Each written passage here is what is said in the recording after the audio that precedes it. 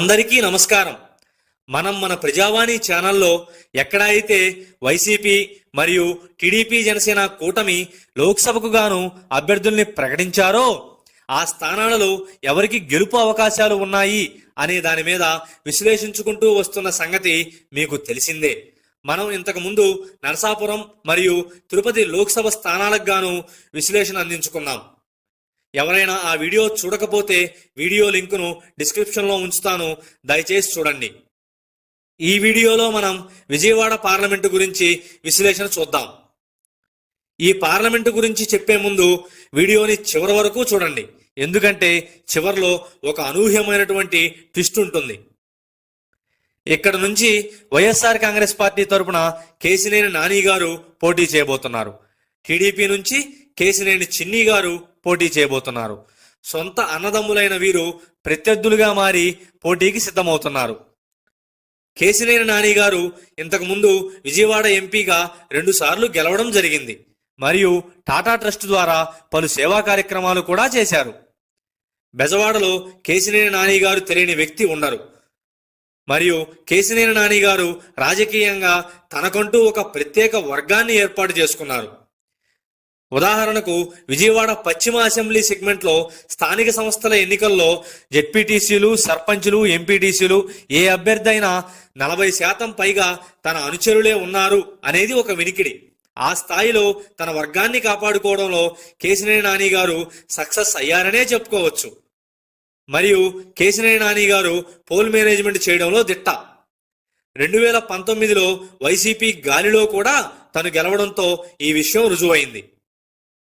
ఇక కేశినేని చిన్ని గారు అన్నతో పాటే రాజకీయాల్లోకి వచ్చినా ఎప్పుడూ ప్రత్యక్ష రాజకీయాల్లోకి రాలేదు. ఆయన కూడా తన సొంత సంస్థ ద్వారా పలు సేవా కార్యక్రమాలు చేశారు. రాజకీయాలకు తొలిసారిగా పోటీ చేయబోతున్నారు.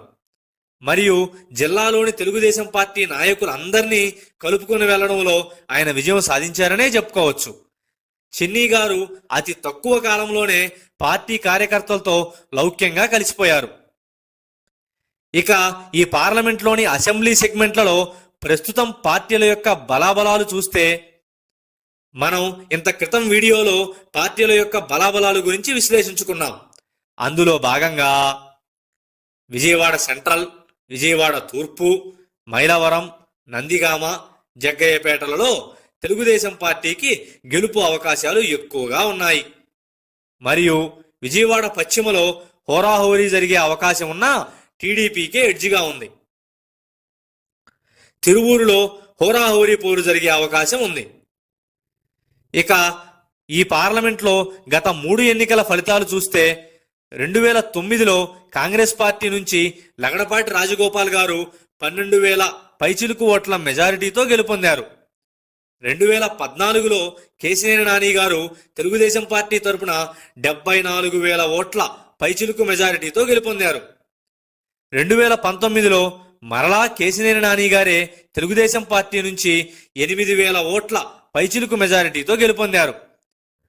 గత 40 ఏళ్లుగా తెలుగుదేశం పార్టీ ఆవిర్భవించిన తర్వాత ఎన్నికలు చూసుకున్నా కానీ తెలుగుదేశం పార్టీయే ఈ పార్లమెంట్లో ఎక్కువ సార్లు విజయం సాధించింది. ప్రస్తుతం పార్టీల బలాబలాల గణాంకాలు చూసుకున్నా తెలుగుదేశం జనసేన కూటమికి 41% గాను, వైఎస్ఆర్ కాంగ్రెస్ పార్టీకి 47% గాను, ఇతరులకు 2 నుంచి 3% గాను గెలుపు అవకాశాలు ఉన్నట్లు అర్థమవుతుంది. ఈ పార్లమెంట్ సెగ్మెంట్లో కమ్మ, కాపు మరియు ఇతర కొన్ని బీసీ వర్గాల ఓట్లు గెలుపోటముల్ని ప్రభావితం చేసే స్థాయిలో గణనీయంగా ఉంటాయి. ఇక్కడ ప్రస్తుతం రాజకీయ పెత్తనం కూడా ఆ సామాజిక వర్గాల చేతుల్లోనే ఉందని చెప్పుకోవచ్చు. వైసీపీ విజయవాడ ఎంపీ సీటు ఈసారి ఎలాగైనా గెలవాలి అని చూస్తున్న వేళ వెతుకుతున్న తీగ కాలికి తగిలినట్టు కేశినేని నాని గారు వైసీపీలో చేరడం జరిగింది. కేశినేని నాని గారి బలం వలనో, ఆయన అభిమాన గలం సొంత వర్గం వలనో, వైసీపీకి ఉన్న ఓట్లు, వైసీపీ పోల్ మేనేజ్మెంట్ స్ట్రాటజీలు మరియు కేశినేని నాని గారి రాజకీయ అనుభవం ఇవన్నీ వైసీపీకి గెలుపు అవకాశాలు ఇచ్చే విధంగా అనిపిస్తున్నా తెలుగుదేశం పార్టీకి సంస్థాగతంగా ఉన్న కార్యకర్తల బలం మరియు ఈ పార్లమెంటు సెగ్మెంట్లో ఉన్నటువంటి అసెంబ్లీలలో తెలుగుదేశం పార్టీ కంచుకోటలు ఉండడం మరియు రాజధాని లేదు అనే ఎఫెక్టు, వైఎస్ జగన్మోహన్ రెడ్డి గారికి 2 సామాజిక వర్గాలు వ్యతిరేకంగా మారడం, వీటన్నిటి కారణంగా ఈ పార్లమెంటు సెగ్మెంటు తెలుగుదేశం పార్టీకే గెలుపు అవకాశాలు ఎక్కువగా ఉన్నాయి. తెలుగుదేశం పార్టీ నుంచి కేశినేని చిన్ని గారు ఇక్కడ పోటీ చేస్తే గెలిచే అవకాశం పుష్కలంగా ఉంది. కానీ ఇక్కడ అనూహ్యంగా ఒక ట్విస్ట్ చోటు చేసుకుంది. అదేంటంటే ఈ స్థానాన్ని తెలుగుదేశం పార్టీ పొత్తులో భాగంగా బీజేపీకి కేటాయించడం. బీజేపీ నుంచి సుజనా చౌదరి గారు ఎంపీగా ఇక్కడ నుంచి పోటీ చేయడం. సుజనా చౌదరి గారు రాజ్యసభలో పనిచేసిన అనుభవం ఉంది. ఆర్థికంగా బలమైన నేత. ప్రత్యక్ష రాజకీయాలకు ఆయన ఇప్పుడు తొలిసారిగా పోటీ చేయడానికి సిద్ధమవుతున్నారు. ఈ సీటుని బీజేపీ అభ్యర్థికి కేటాయించడం అనేది మాత్రం టీడీపీ చేయబోతున్న చారిత్రాత్మక తప్పిదంగానే చెప్పుకోవచ్చు. ఎందుకంటే ఒకవేళ బీజేపీ తరపున సుజనా చౌదరి గారు ఇక్కడ నుంచి పోటీ చేస్తే భారీగా క్రాస్ ఓటింగ్ జరిగే అవకాశం ఉంది.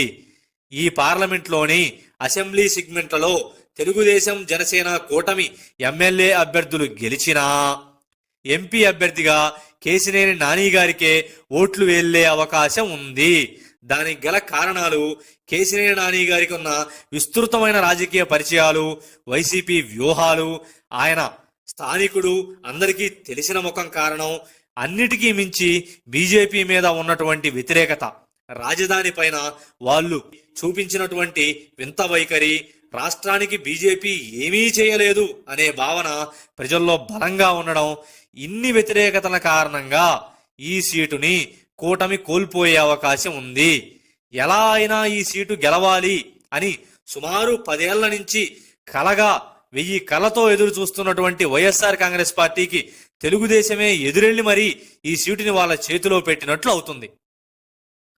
కూటమి అభ్యర్థిగా సుజనా చౌదరి గారు ఏ స్థాయిలో ఎలక్షనీరింగ్ చేసుకున్నా, పంపకాలు అద్భుతంగా చేసుకున్నా, తనకున్నటువంటి పాత పరిచయాల దృష్ట్యా తెలుగుదేశం నాయకులంతా సుజనా చౌదరి గారి గెలుపుకి చెమటోర్చి పనిచేసిన స్వల్ప ఆధిక్యంతో అయినా వైసీపీ గెలిచే అవకాశాలే ఉన్నాయి. ఎందుకంటే బీజేపీ గుర్తే దీనికి కారణంగా చెప్పుకోవచ్చు. చంద్రబాబు గారు ఈ తప్పిదం చేయడానికి కారణం కూడా బీజేపీయే.